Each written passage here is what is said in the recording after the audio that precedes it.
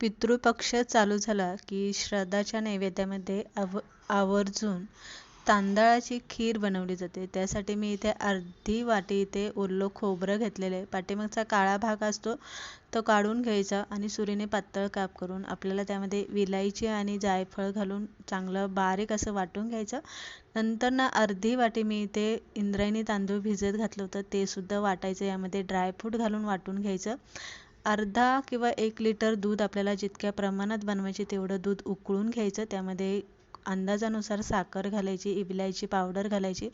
दुधाला उकळी आली की केलेलं वाटण यामध्ये घालायचं. नंतर उकळी आली की त्यामध्ये 2 चमचे साजूक तूप घालून 15 मिनटं खीर चांगली शिजवून घ्यायची. बघू शकताय दाणेदार घट्टसर अशी आपली इथे श्राद्धाच्या नैवेद्यासाठी पितृपक्ष विशेष तांदळाची खीर बनवून तयार झालेली. रेसिपी तुम्हाला आवडली, लाईक शेअर नक्की करा. तुम्हाला ती कशी वाटली ते कमेंट करून नक्की